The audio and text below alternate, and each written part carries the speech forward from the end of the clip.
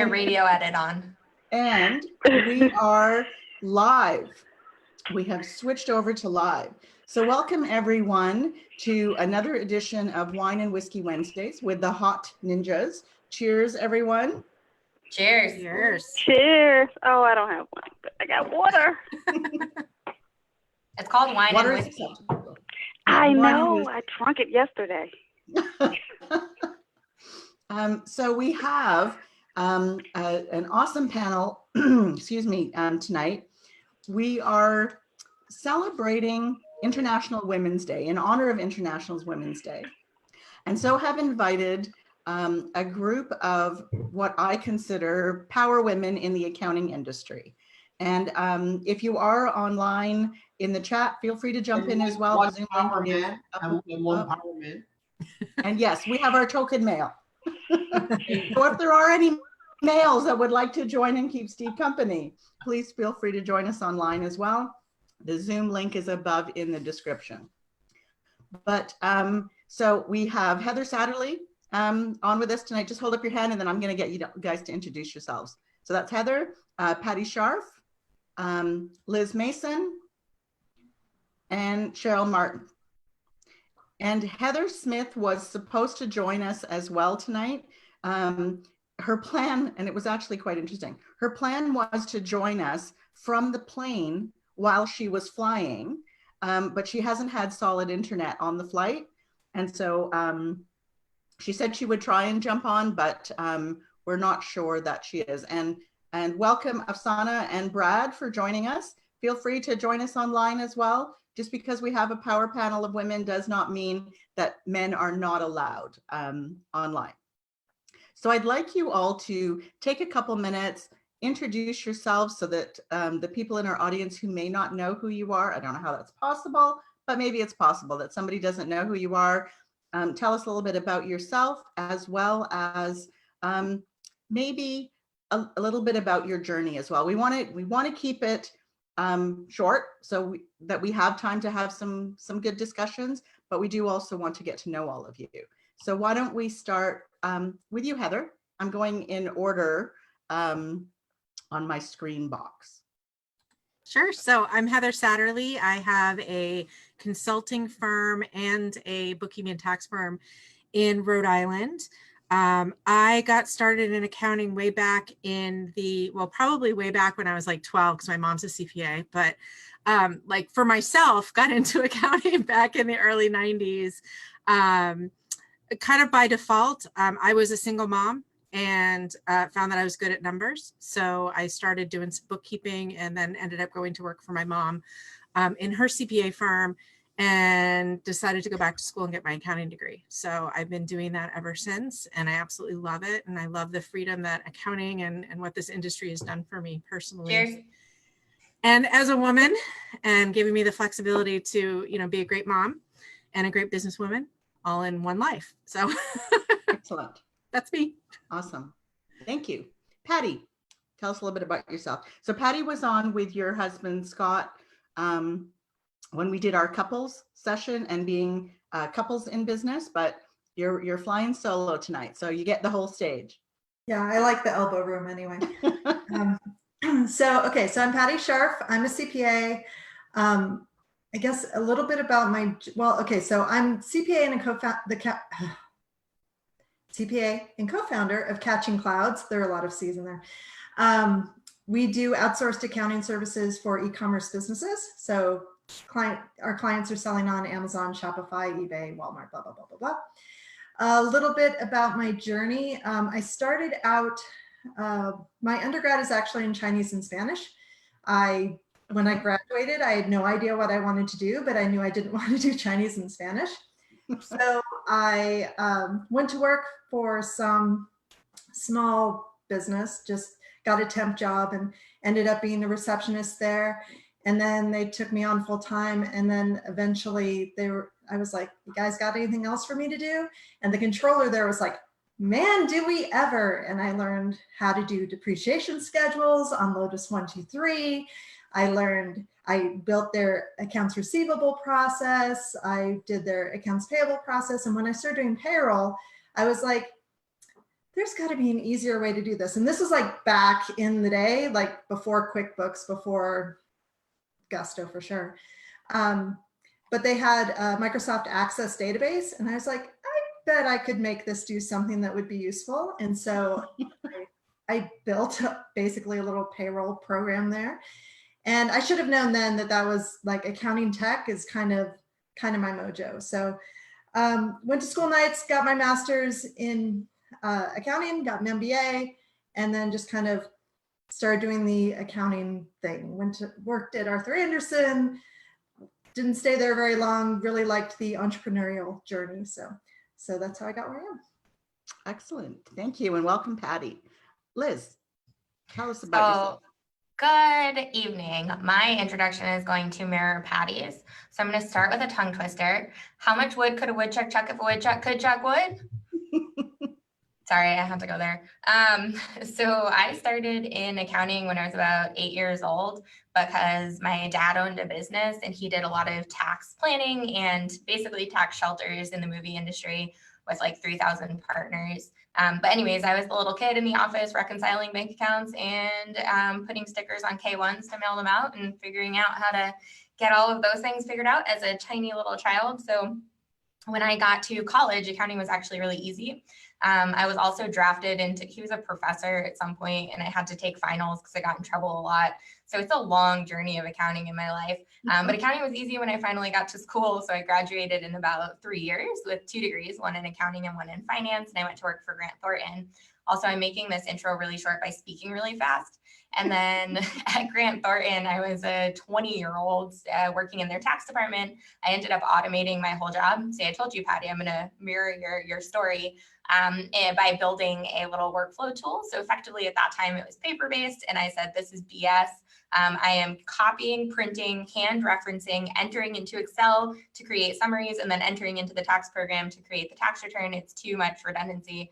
So I took a little tool to take from PDF and OCR into Excel, which built out all my work papers, referenced it all right there, printed it out, and then pushed it into the tax program for me. So I had a second laptop doing that. When they did that, I ended up, they implemented it across the country at the time. It was like 2004.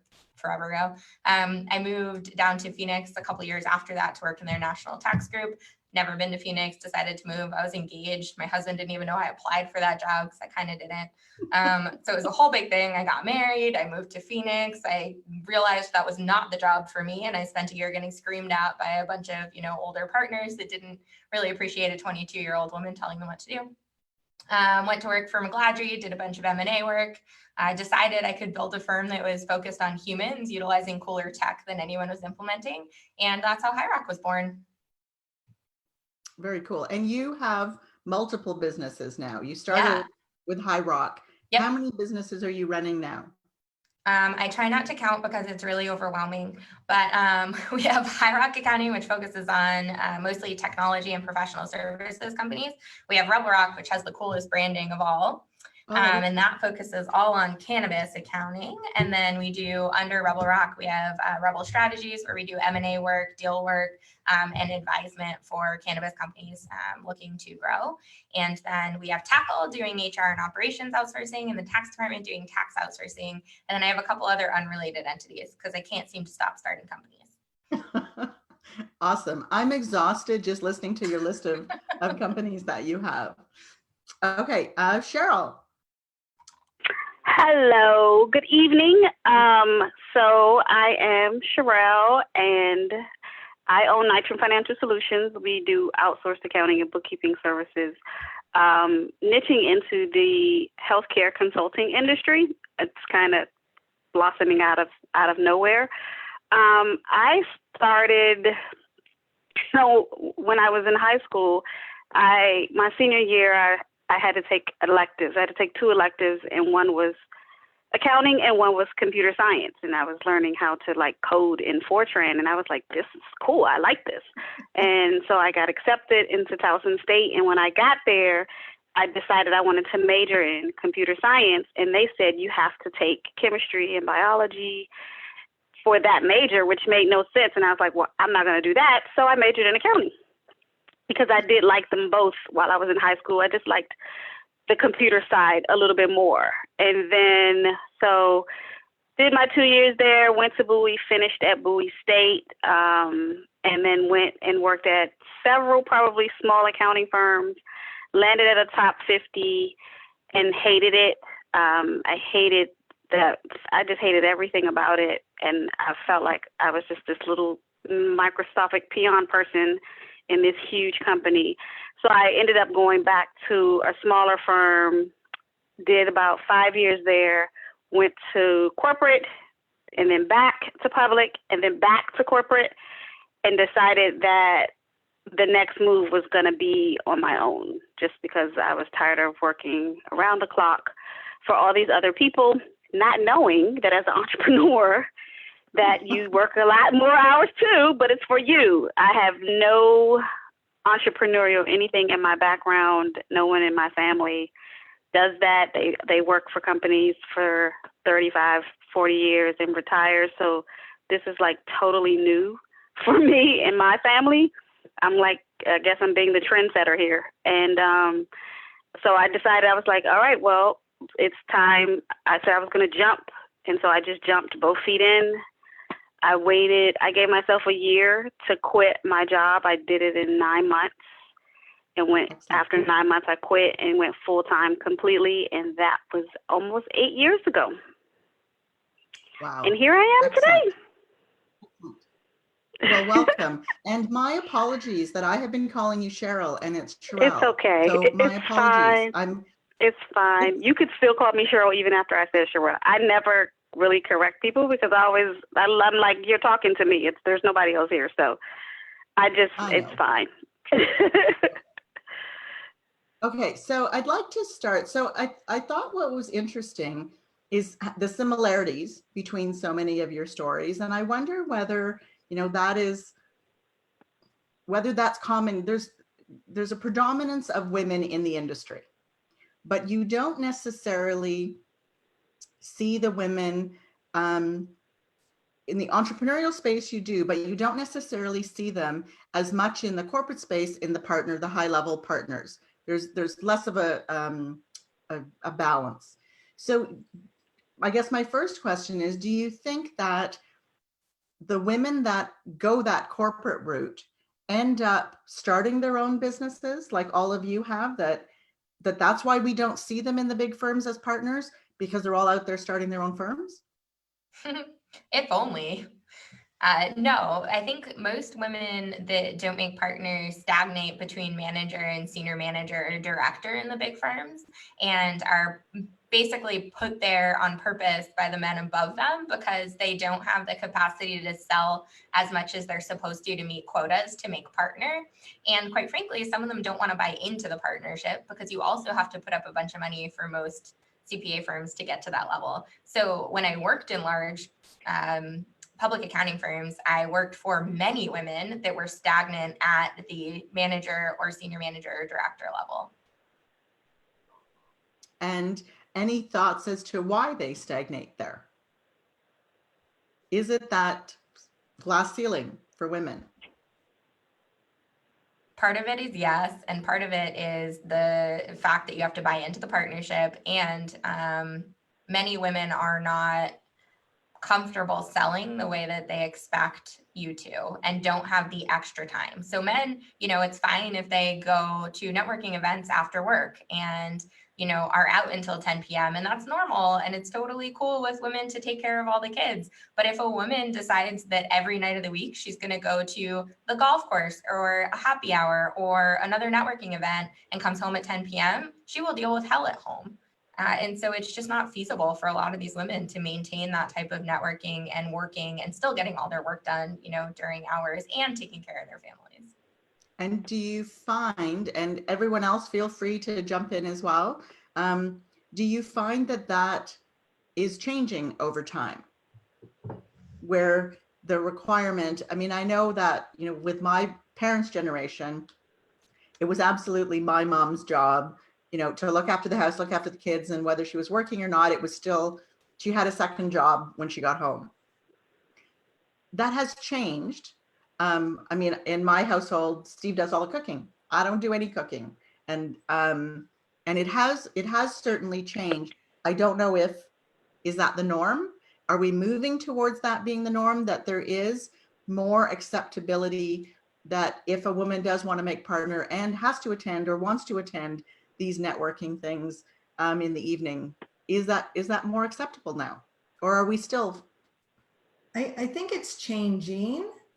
Yeah. I think we're far from where we need to be. I think that there's more awareness for men and women about that kind of thing. But let me tell you a story about 3 or 4 years ago. I went to a conference, and there was like a pool party there, and it was me and Scott and 2 other guys, and we were just kind of tossing a ball around, and it was, whatever.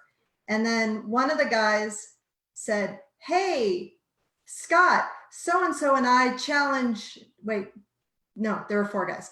"So-and-so and I challenge you and this other guy to a game of cornhole." And I'm like, and this is the part of the evening where I become invisible. And so then we all get out of the pool, we go over to play cornhole. I'm like just kind of sitting on the sidelines, and he orders a round of beers for all the guys. And Scott doesn't even drink beer. I mean, he does occasionally, but he's not a big drinker. I much prefer beer over him. But so I very passive aggressively went over, picked up his beer, took a drink, and sat down. And this guy was mortified. Like he just had total blinders that I was being excluded at all. So I think it's just, and he's a super nice guy, and there's no way I would have thought that he would do it on purpose or anything like that. It's just there's just a level of just lack of visibility into the challenges that are going on. And it's what Liz was talking about. When you're out networking and you're going golfing or whatever, women are just excluded kind of accidentally almost. Interesting. Okay. And how long ago was that? Like 3, 4 years ago. So not so recent. It wasn't, like 20 years It wasn't ago. like, 20 years ago or anything. It was Okay. recent. Okay. Heather, Cheryl, anything you want to add to that? No, I have to wonder. I have 3 girls and a son, and my oldest is 29. She is a stay-at-home mom with her 3 boys, and she works for me part-time in my firm. And then I have a 27-year-old daughter who is a liquor rep. So she's selling alcohol in the state of South Carolina, kicking some butt, quite the businesswoman herself. And what's interesting, and then I have a 19-year-old daughter who's in college. And then I have my 15-year-old son. And what I would say is, yeah, definitely in my lifetime, and I'm 50. So in my lifetime, I've seen it's been tough, right? And I've seen a lot of that. There's the good old boys club, and it is easy to be excluded. But I think what I'm seeing, at least from my kids that are in their 20s, that things are changing, that it's not like that in that generation. And so my hope is that what we're going to see over the next, 10, 15, 20 years, hopefully 5 years, is that we're going to see a shift where women have more, they're breaking that glass ceiling, as it were, a little bit easier. And they're really going to be a driving force in our industry and in all industries. So that's kind of my thought on that. And I think that we're paving the road, and we have to be, as women, we have to demand a seat at the table so that we can kind of pave the way for the next generation. And how do you think that we go about demanding a seat at the table? What is it, do you think, that we in our generation have to do to demand a seat at the table for the next generation by default has a seat at the table? So, I mean, I think that we have to be outspoken. The first time I ever met Liz, I met you in a hotel in New Orleans at the first accounting salon. And I remember she walked in and she was like, "I'm here." And, I don't even remember what you were talking about, but when she came into the room, she commanded the attention of everybody in that room. And I think I was in the room it was me, maybe one other woman, and a bunch of guys. And I think that's what we need to teach you know, we need to teach all women, not just the young women, but even the women that struggle. I mean, I grew up during a time that, you know, my mom made dinner every night. My stepfather, you know, smoked his cigarettes and came home from work and relaxed, right? And so that was kind of what we were taught to do. We were also taught to avoid conflict, right? So my whole life, you don't make waves in the water, and you kind of take a step back to keep the peace. And we need to stop that, because we do have a voice. And until we start to tell people what we think and start to assert our own thoughts and the way we think that things should be done, we're never going to be able to move into those roles. So demanding a seat at the table is basically saying, I have something to say, and it's important, and you need to listen to me, and not letting people kind of hush you. Hush you. Yeah, absolutely. So I was 3 days last week. So Thursday, Friday, Saturday. I don't know how many of you know who Rachel Hollis is. She's the author. She's written a couple of books. But so she had a RISE conference for women, which I attended for the first time. I don't usually attend women only conferences, but I went. And it was amazing. But one of the things that she talked about over and over and over again was how we had to hold our space, that other people's opinions shouldn't dictate what our opinions are of ourselves. And I think the demographic in the room was probably me, my age, and maybe 15 to 20 years younger was the majority. There were some younger people there, but it was interesting to see what a difference there was between the 20 and 25 and even 30-year-old women versus the women that were in my age demographic, and I'm in the same age group as you, Heather. So it absolutely is changing. So maybe the question then for you, Liz, with your example that Heather gave, is did you, when you were growing up, was that just a given as to this is who I am and be unapologetic for who you are? Or was it something that you force yourself to do? It's a combination of both, absolutely. On the one hand, I was definitely my father's shot at having a son. So I was put into every sport you could possibly think of. I was taught about the business. I was taken places in ways that I don't think he did my sister. And he treated me differently in that way too. I was the kid that was told, stop crying, man up, all of the things that little boys are normally told. So in a way, yeah, I was raised in a slightly different way. And I had a mom who was a stay-at-home mom, but also a giant feminist, and taught me to question everything and, say bad words to the patriarchy. So I had like a very good combination of parenting for my personality type. But also I think that we're looking at two different issues here. We're looking at the issue of the perception of generational norms, and we're looking at the issue of the exclusion of women accidentally.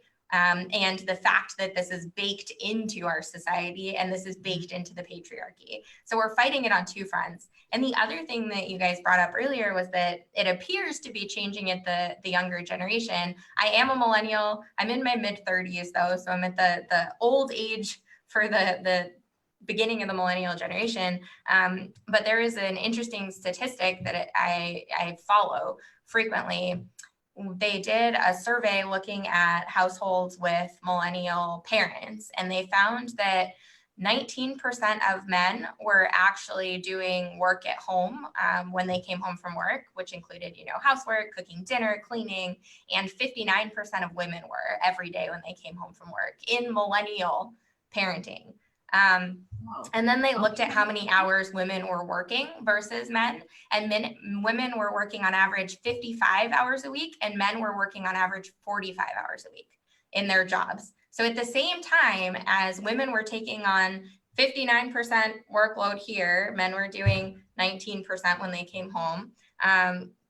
You had the women working more in employment. And so the perception is that, and men will tell you in the millennial generation, oh yeah, I think women should have equal everything. Like, I'm totally for feminism. I think this is great. But then when they come home, they don't do anything. So you still have the women taking on the burden of raising families, and that will always set back careers because you don't have the same time or the same flexibility. I have to say it's 2020, and one of the biggest issues I have in scaling my businesses is my ability to travel because I have to coordinate childcare for everything. My husband's amazing and does a lot of things and is happy to take care of my kid, but he's a police officer and he has a very strict shift. But is it his responsibility to coordinate before and after care? No, it's my responsibility. So when I'm traveling, it's still texting babysitters, making sure they're going to pick my kid up. It's still making sure that food's going to be delivered on time. It's still making sure that all of the household things are taken care of, even though I'm out building an empire. It's irrelevant. I work on average 70 hours a week. My husband works 40 hours a week every week. He's a police officer. And he's a feminist. He believes in equal rights, but it's not something he was ever trained to do or has the skills to handle at home. So Interesting. Okay. Can I jump back to something that Heather was saying Absolutely. a while ago? When she was talking about how we just need to command and get a seat at the table just by being basically assertive and just saying, hey, I want a seat at the table. I think that's true, but I also think that business itself is kind of evolving and there's more need for an appreciation for the softer skills that I think are kind of more inherent in what comes naturally for women. So things like negotiating and just multitasking and coordinating and all the things that we learn, like Liz, when you're talking about how we work 70 hours and then come home and have to do all the childcare and all that other stuff too.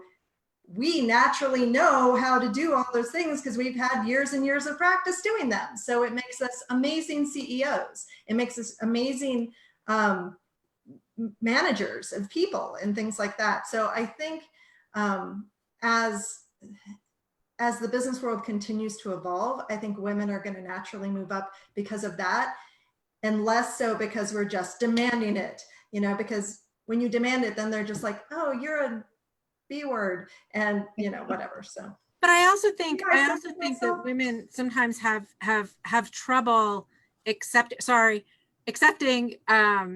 you know, I think they have trouble accepting taking on the role sometimes, right? So an opportunity comes up and for whatever reason, they decline it. So an opportunity for them to step into a leadership role, you know, is offered to them. And for whatever reason, and sometimes it's just logistically not possible because they are the one that's taking care of the kids and the house and the family. And other times it's because the woman for some reason, doesn't feel confident enough or qualified enough to step into that role.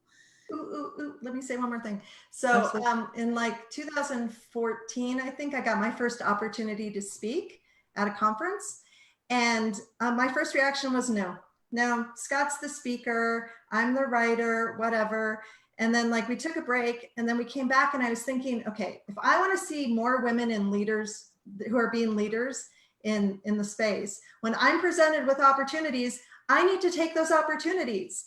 And so I was terrified, but I did it anyway because that's just what has to be done, you know? So I remember seeing an interesting statistic about how if either a woman or a man were to apply for a new job, a woman will read the job description and will need to feel like 95% of that they can do.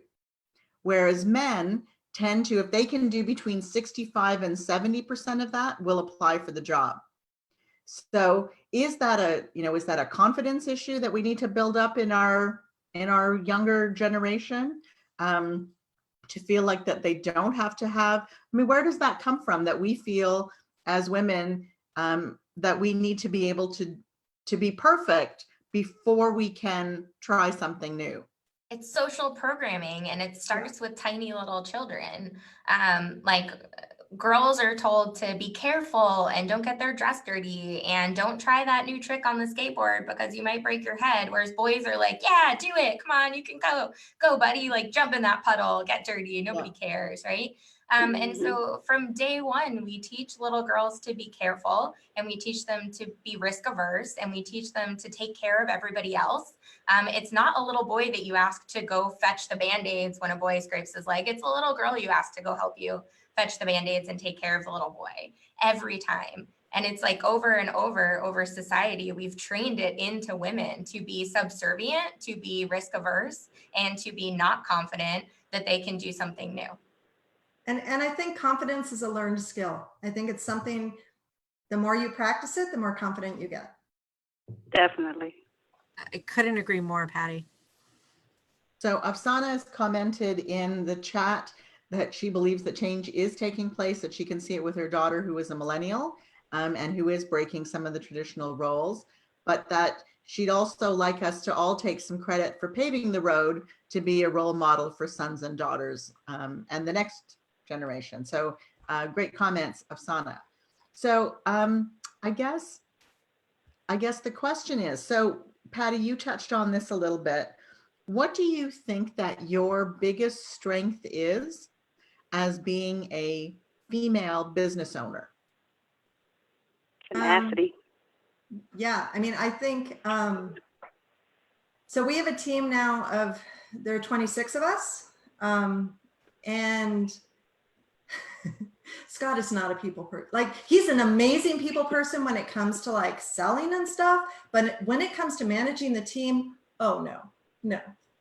That's all me, because I have kind of a natural empathy, and I have this inherent belief that people are just doing the best they can in every situation. And so if something's not going according to plan, I assume I haven't been clear enough, I haven't communicated it well enough, or something like that. So I think probably my superpower is in my ability to understand people and kind of play to their strengths, I think.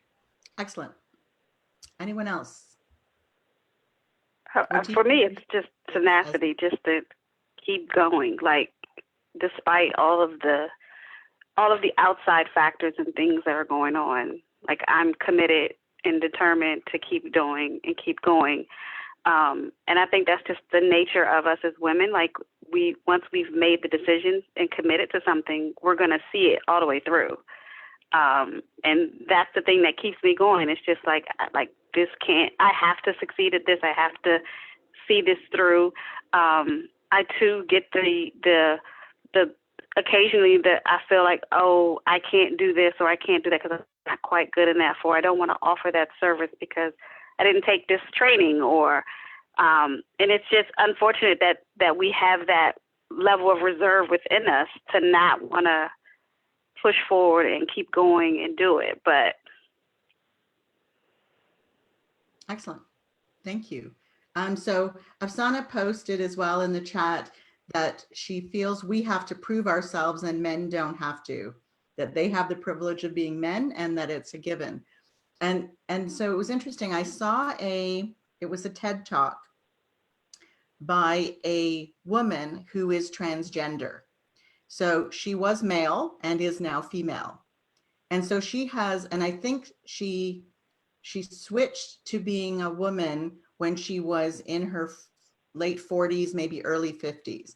So she lived as both a woman and as a man. And I thought that, and I'll have to find the TED Talk and I'll post it in the chat after we're done here. But it was interesting as she talked about how different, things that she just took for granted as a man, she was not given that as a woman. So absolutely, Afsana, that it is interesting that we have to prove ourselves. So Liz or Heather, anything that you'd like to share about, your strength as a woman being a business owner? So I've read many studies about the productivity of women as CEOs and as CFOs, and in both situations, when they're functioning as the finance side or as the executive side, which of course finance is relevant to all of us, they outperformed men. and we're able to grow companies faster and do it in more innovative ways. And I think the takeaway I had and the thing that I resonated really well with those articles was that women are creative. We don't just see one way to do things, we see all the ways to do it.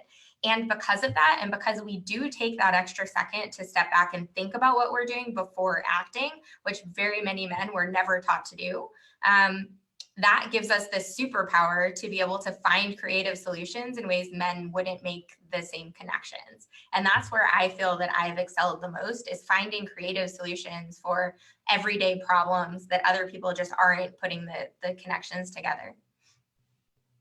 And do you think that we are guilty of generalizing as much as men used to generalize about who women are? Are we generalizing, about men now? Maybe. Absolutely. I mean, everybody generalizes about everybody and judge everyone on a consistent basis, whether it be consciously or unconsciously. There's inherent biases built into every single one of us that some of us are aware of and some of us are not. So yeah, absolutely. We're judging and grouping and categorizing. But if you're looking at big populations of people, you kind of have to, right? So if they're going to do a study about the fundamental performance of women and men CFOs and CEOs, you have to group them by women and men. Right. Okay. Fair enough. Heather, anything you'd like to share? And then Steve, we're going to come to you, and you've been very silent through this entire conversation. As to, maybe sharing your thoughts on this conversation. So Heather, anything you'd like to share? So, I mean, what Liz said about being creative and being able to see kind of the whole picture or ways to solve many different ways to solve a problem kind of resonates with me too. So I think that's a skill that I definitely have. And also, I guess I don't want to say that failure is not an option, because I expect to fail. But the tenacity that Sherrell was talking about, staying at it and keeping going and seeing something through, to the end, and also having the ability to shift, to pivot, right? To be able to see that something's not working and being able to go ahead and go in a different direction without beating yourself up, and just understanding that that's your part of your growth. I think that's something that's carried me through my career and helped me to kind of pick myself back up when things haven't gone the way that I expected them to go. And it's also afforded me opportunities that would never have come my way if I hadn't taken those risks. So, yeah, so I think that's probably, what's I guess my superpower. I don't want to say I'm like a super risky person, because I don't want to become an accountant, by the way, but I do have the ability to kind of, I think, push myself beyond what I, would normally say I'm capable of, to get myself to the next level.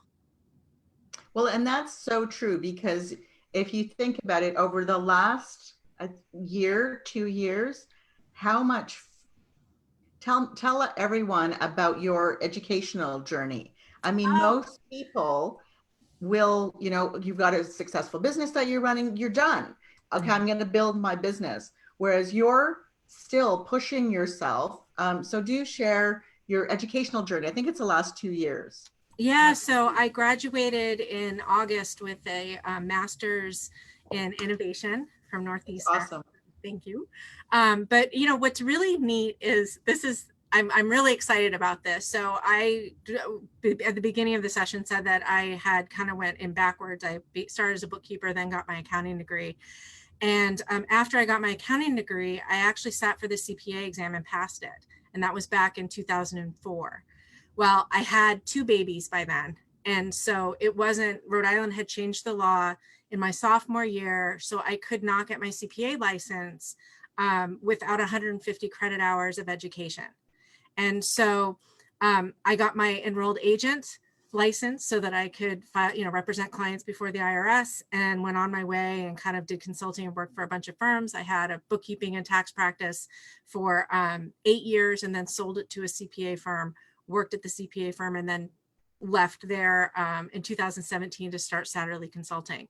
And so I did go back to school, not to get my CPA. I went back to school because the program, the innovation program, I felt had the skills that I absolutely had to have to move myself to the next level, to understand how to manage a team and how to, you know, specifically manage teams that innovate.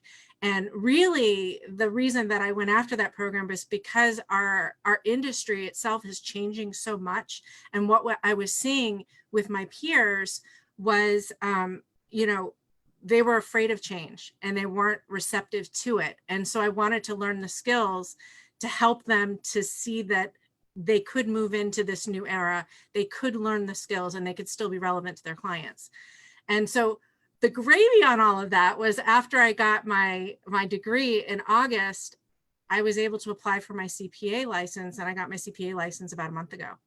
Yes. So, awesome. you know, Congratulations. yeah, I mean, it's kind of crazy. 15 years it took me to get it. So yeah, I mean, you have to constantly keep growing. And I hope I don't think I will ever stop, but that's kind of what makes life exciting. I mean, if the thought of never learning anything new again is terrifying. So I don't know if you guys picked up on this, but her driving force was to help people, to help manage a team, to help clients adopt new technology, to work with other people, to help them get better for themselves. That is a female superpower. Absolutely. That's great that you pointed that out, because it tends to be the driving force for most women as to why they do things, that they even of our generation, which is we want to take care of people. And so that becomes the reason that we do things. Okay, Steve, you're up. Anything that you would like to share about the conversation so far? What some of the strengths are maybe that you see in women business owners versus male? Sure. I mean, it's been a great conversation so far. I was very glad to hear about the generalization, because sometimes when I hear these kinds of conversations, I sometimes take I'm being beaten up, and I don't feel I should be. And I think we're dealing with a few things. I mean, I think and I hope, I mean, as the father of two daughters, that I hope as the generation of older white guys like me, as they retire and die, I'm hoping that will just naturally make things better, because that generation, I think, is, I won't say, completely responsible, because I think there's a whole lot of things. I think this is a really complex issue. So I don't think we can just say it's because of this.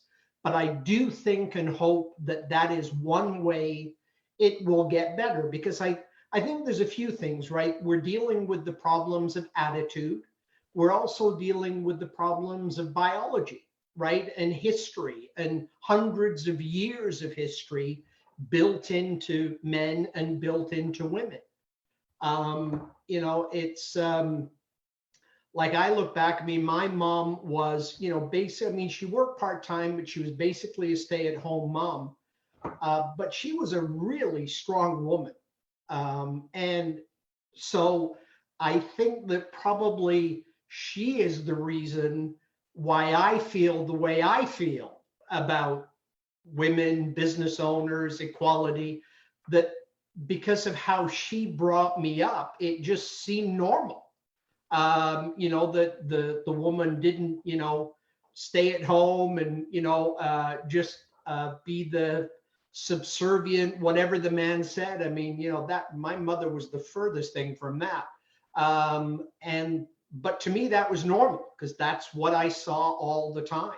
So I think it's really important that, that the kids growing up today, that's what they see, is as much equality as possible in the household and business, so that it becomes a normal thing, that it is normal that there are women business owners, women corporate leaders, women leaders everywhere, so that we're not surprised, right? That we're not surprised, when hopefully we, elect the first woman president, that it just, like, it becomes more of a normal thing, that we don't all say, oh, wow, here's the first so-and-so.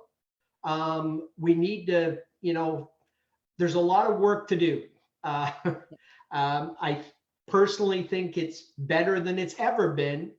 But I also, I sit around sometimes and I listen to some conversations, sometimes of just men, sometimes, mixed company. And I'm just fascinated that some of the stuff I hear still exists, the attitudes that I hear. So I guess that would be my comment on the whole thing. I appreciate it because Steve did ask, he said, should he not be present for this conversation because it was a power panel of women? Should it just be women? And I wanted to make sure that he was there because it's Wine and Whiskey Wednesday has always been Steve and I. And I didn't want it to ever feel like, okay, we've got a power panel of women coming online, that he shouldn't be able to be part of the conversation. Because if it was the other way around and there was an International Men's Day, which there isn't, but if there was, and it was a power panel of men, I would want to be part of that conversation and feel like I deserve to be part of that conversation. So I appreciate that, Steve, because I know that you had some hesitancy about attending today, but I thought it was important that you were part of the conversation. I just want to say every day is International Men's Day. Except for Sunday. Right? I appreciate that, but it doesn't feel like it. The funniest part about that was Sunday was only 23 hours long. It was the shortest day of the year. Yep. So Steve, from the younger generation, thank you. It is because of men like you that women like me have a seat at the table, in any table. So thank you for that, and cheers. Cheers. So one of the things I want to talk about, so we talked a little bit about some of the barriers that women have. When I was 27, I think, might have been 26, 27, I bought my first house and I was single. And I remember and I had told myself that I wanted to buy it. I might have been 29, because I said that I wanted to buy a house before I turned 30. And I remember I wasn't married at the time. I was single. And I remember my mom saying to me, my parents are very traditional East Indian. My mom saying to me, well, no, you can't buy a house by yourself, because when you get married, what if your husband doesn't like it? So wait until you get married before you buy a house. And I decided, like you, Liz, it's myself and my sister. So my dad didn't have any sons and told us all the way through that just because we were girls didn't mean that we couldn't do anything that boys could do. And so I decided I was going to buy the house anyways. And then I went to go and try and get a mortgage as a single woman on my own, under 30. And I was stunned I went to all the major banks. I had a fabulous credit rating. I had a more down payment than I needed. And the banks invariably asked me if I could please get my dad to co-sign my loan. Not, can you get someone else? Can you get your parent? It was, can you get your dad to co-sign your loan?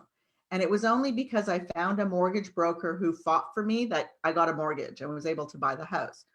So that was 20 some odd years ago. What are the challenges that we're facing now as women business owners? Is it getting capital? One of the things, Patty, that you talked about, is it asking for stuff? Is it selling? What are some of the challenges that we encounter, or the roadblocks that we're encountering as female business owners, that maybe we can help each other or help break some of those barriers down? Access to capital is still an issue. When I initially founded High Rock, I had a male business owner, and we were given with about $10,000 of recurring client work a month, the two of us, right? We were given a $100,000 line of credit, no questions asked, signed off in like 2 days.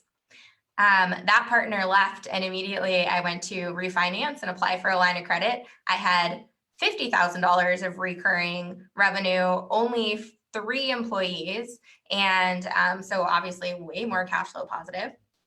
And I was declined by 7 banks. Oh my God. And did they give you a reason?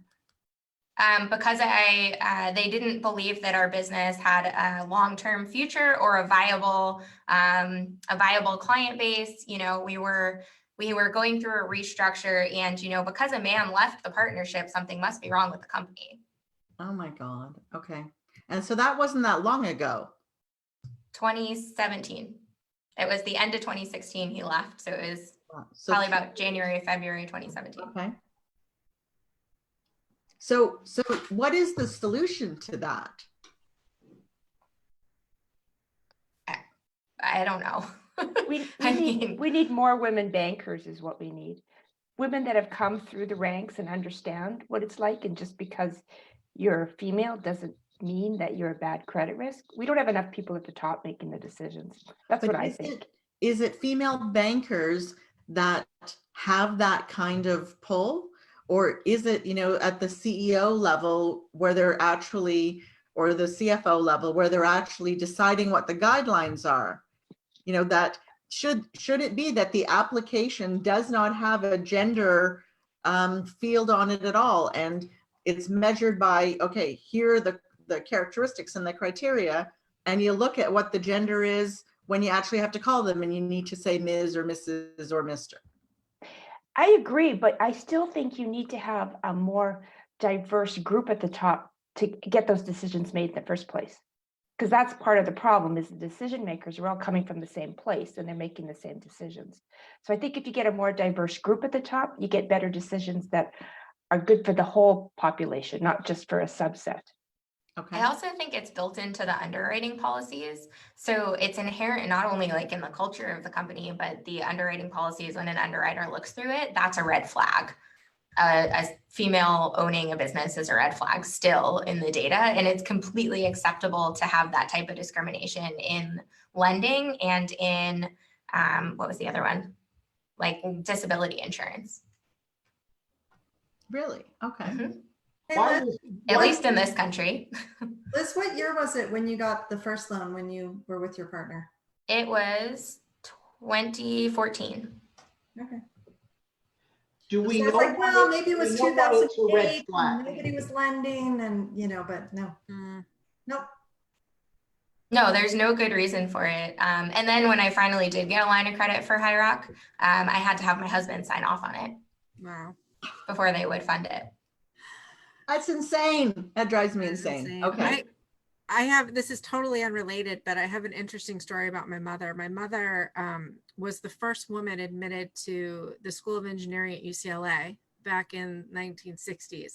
Wow. Because her name is Theo. And they thought that she was a man. And so she That's amazing. her first day of classes, and she was the only woman in the class. That was really So cool. it you know, I think that it's true. I mean, if it was gender blind, I think that is the solution, honestly. Yeah, I'll tell you, my mom back, I think 50 years ago, when they were getting a mortgage, they were trying to get a mortgage. She had to sign a letter saying she would not have any more children. What? Yeah. That's insane. Uh-huh. So we're progress. Right. We're getting better. That is crazy. Okay. You know, So we've got. it is crazy, but I mean, that is a fact, right? That, I mean, one of the things that does concern certain business owners is, right, that, you know, when women do decide they want to have a family, and obviously they decide that with their partner, right? They don't usually decide it by themselves, but they are the ones, right, who bear the child, generally raise the child. And so you know, when these institutions are looking at loaning money, you know, to a female business owner, particularly if their female business owner is at an age where they may be wanting to have a family, is that part of the problem?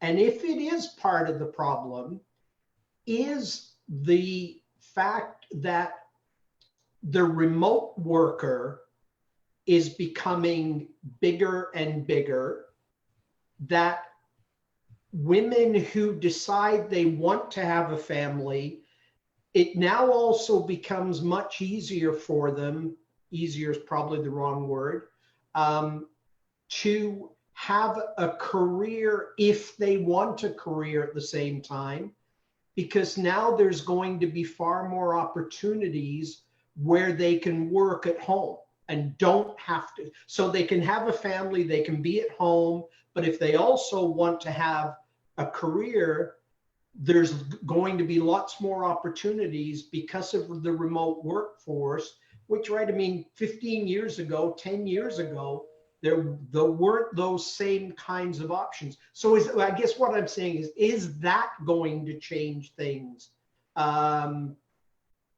going forward?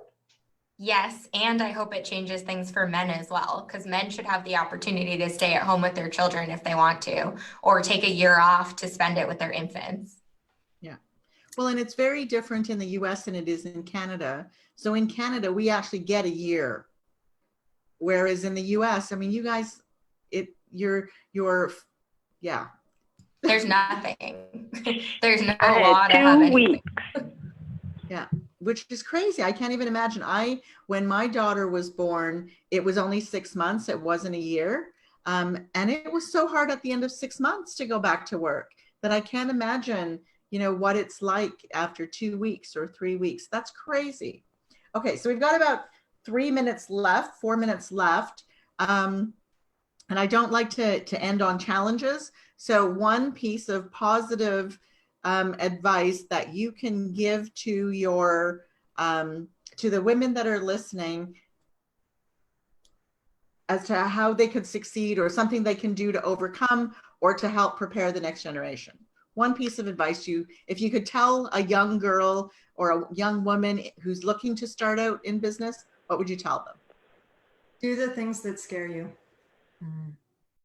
Great advice, Patty. Anyone else?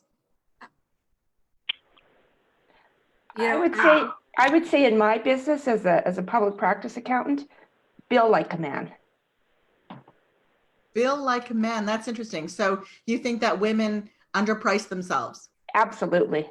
Absolutely. Yeah. Okay. Great advice. Okay. this is going to come out wrong, but don't apologize. You know, don't apologize. You have a right to be where you are. You have a right to say what you think, and you don't need to apologize to anyone about it. Don't apologize for your success. Absolutely not. If I was talking to a young woman who is considering an entrepreneurial career, I think the best advice I could give her was accept that society is not built for you to do this and do it anyways. But don't take everything personally. It's not about you. And that's tough. We as women tend to take things personally. We really do. And I remember when we transitioned the sales from the sales side of our business from me to Steve, when someone said they weren't going to move forward with us, I took it personally. It was like, what do you mean they don't want to do business with me? Whereas for Steve, it was okay. Well, then they weren't right for us and we'll move on to the next one. So yes, absolutely. Great advice. Don't take it personally. And Sherrell, any piece of advice? That all criticism is not bad criticism. So kind of along the same lines, like don't take it personal, learn from whatever the criticism was and do better, be better. Like keep going and just prove people wrong, because people are going to be the naysayers for whatever a myriad of reasons they can come up with. But just take the criticism and keep going. Excellent. And so this has been a fabulous, sorry, go ahead. I just wanted to say, walk to the beat of your own drummer. Yeah, that was your mom's favorite quote. I remember you quoting that a lot when we first met. So I think this has been a fabulous discussion. Thank you, ladies, all so much for taking time out of your evenings and participating with us. And I think more than anything, it's conversations like this that are going to be what changes going forward as we are able to share what our experiences are, what our challenges are, and have a frank discussion so that other women who weren't necessarily on the call but watch it later actually can feel like they're not alone. Because I think that is one of the biggest challenges, is that we feel alone, shut ourselves down, and don't necessarily push forward. So knowing that there's some solidarity out there, that we're all there to try and support each other. So thank you, ladies, all so very much for joining us. And Steve, you are going to end us off with a quote for the week.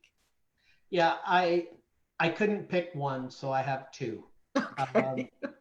And they're both quite different, but I liked both of them. So the first one is she was fierce, she was simple, she was crazy, and always had something to say. She had flaws, but when she was down, she got right back up. She was a beast in her own way, but one word described her best: strong. And that was by R.M. Drake, who is actually a man, which I thought was interesting. And then the second quote is a little shorter. This is from Ayn Rand, who was the author of Atlas Shrugged. Yeah. The question isn't who's going to let me, it's who's going to stop me. I have that as a quote on my desktop. Perfect. Thank you so much. Welcome. Thank you, everyone, for joining us for another Wine and Whiskey Wednesday. And we'll see you next week. Have a fabulous week. Thank you. Bye-bye. Bye. Bye. Bye.